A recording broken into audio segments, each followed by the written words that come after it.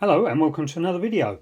I popped out for a walk on the 24th of September, which is a few days ago now, just to enjoy the last of the summer sun, and I went to our local Poundland, which is like a dollar store in America, and picked up all of this for £6.50. So they should still be in stock in your local Poundland if you want to go buy any, but I thought I'd show you what I picked up.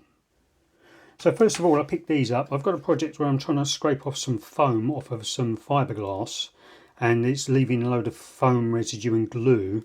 So I picked up these. They're for like filling in holes in walls and stuff like that. But they're quite bendable, and they're £1. So I don't mind picking those up to see if they'll work. And I also might be doing a laptop screen hinge repair video later on a 10-year-old laptop, which I still use quite frequently. So this might be useful for applying the thing that I'm going to use to fix the laptop hinge. So yeah, and for £1, if they don't work, I'm sure I'll find a use for them sometime in the future. Next up, we've got a car air freshener, Little Trees one. That was £1, and they're normally £1.50 when I buy them from our local supermarket, Tesco. The next two things are this hobby knife set and this one. I used to have years and years ago quite a nice one of these, but I don't know what happened to it. But quite often I find myself in need of something a little bit more accurate than a big Stanley knife, which I use. And I saw this, and this was I think this was £1.50. So it's going to be cheap. It's not going to be very sharp or very good, but it's got so many blades in it that for £1.50 I couldn't turn it down. I'm going to open it now and see what it's like. But the reason I was thinking about this about a week ago, I was having a chat with HYX Tech, Hikes Tech or Higgs Tech maybe, in the comments, and we were talking about these batteries. They are for this mini disc player. Now luckily my battery works fine, but we were talking about I suggested these had an 18650 battery inside them, which is the same you get in older types of laptops. And but many of them have gone bad or not used anymore. And he's actually taken one of these to pieces, and he said it does have an 18650 in it. And I was thinking maybe I could make one of these, just like a battery adapter, out of sort of plastic storage lid, and just build up the layers. But what I didn't realise is it's got a little spring-loaded clip on there, so it would be too difficult to do. But maybe I could have an 18650 battery holder and put that in. But I thought what I'd need one of these sets, and I'd need something like metal to cut it against to get it to the correct shape. But anyway, there's a link to his channel in the description box, so go follow him. Oh, sorry, subscribe to him, follow him. Oh, gotta be careful I don't hurt my fingers here. That's cool. So it closes up, it's got a little clip on it, which doesn't work very well.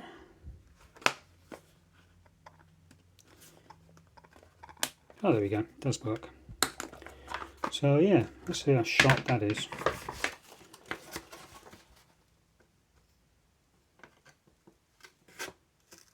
Not very sharp, but it's the sort of thing that I can just keep in my repairs box and dig it out when I need it, because eventually I will need something a little bit more accurate than a big Stanley knife. It fell out again, so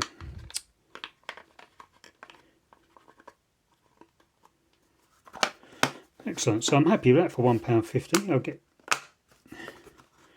the box is useless though. There we go, but that will do.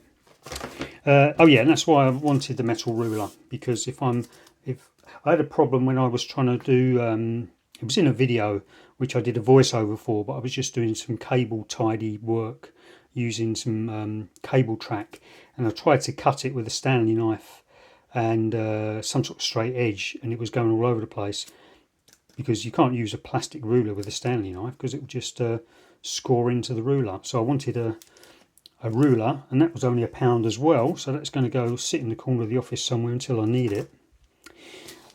Air duster.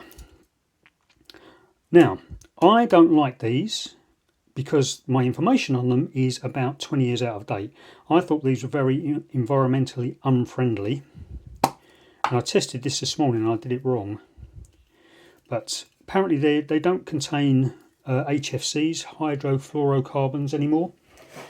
But if you get one of these, don't shake it before you use it. I made that mistake earlier on and then squirted the liquid propellant into my speaker cone. So do not shake the can. I'm trying to figure out what's in it. But normally they're quite expensive. Let's have a test. Oh, straight on my fingers. Yeah, that's damp. You're supposed to do it from 10 centimetres for up to a second per burst. Yeah, that is useless. Don't buy this. It just squirts liquid out. It's not air. It's some sort of liquid gas. Sorry, compressed gas. No, I think it's a liquefied gas, and it's supposed to come out as a gas, but it doesn't. It comes out as a liquid. So it's a shame because they're £1 each, and they're normally about £4 per can. Yeah, that's wet. So you cannot use this on electrical stuff because it's just squirting wet stuff onto it. So that was a waste of time. So do not buy this, even if it's £1. So let's put that to one side. And finally, let's get some scissors. Oh, I've already got some out. How about that? This is a acrylic paint marker. There's no way to tell how fat this tip is, but I figure this is a silver marker and it would be good for touching up silver speakers. I've got some Sony speakers and they're silver, but they've got a scratch on them, which has taken it down to the black plastic underneath. It's got like a silver coating on it, maybe paint. And I thought this might be good for touching it up. So let me read the instructions.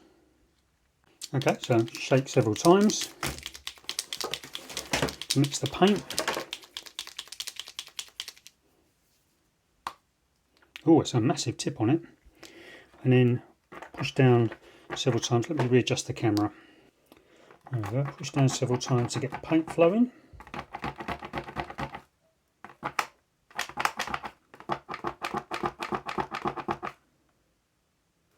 You can see it's just beginning to flow there.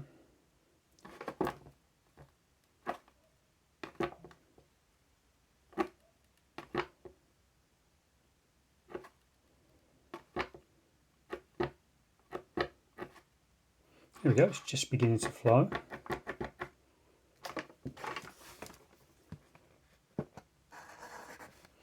Yeah, it's quite big.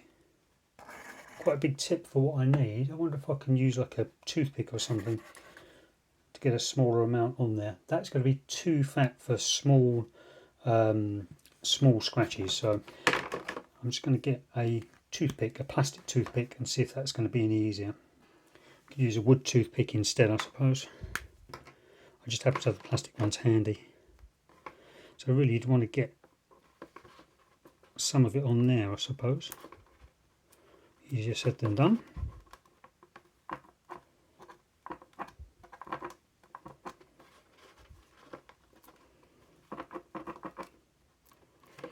Okay, let's cap it tightly as the instructions say. I'm just going to try it on my speaker.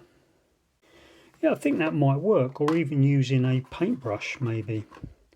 Let's try it again. I can't show you the speaker because it's just in a place where it's not very camera friendly. Back in a tick. Yeah, I think that might work with a bit of experimenting. I think I might be able to use that marker, acrylic paint marker. It's water based, so you wouldn't want to like spray your surface cleaner on it, your multi-surface cleaner on it to clean the speakers afterwards. But yeah, I might do some experiments with that and maybe do a video in the future for that. So that's it, my little £6.50 haul, of which that is no good at all, don't bother with that. But the rest, I can easily find a use for those. So thanks for watching, and I'll see you in the next video.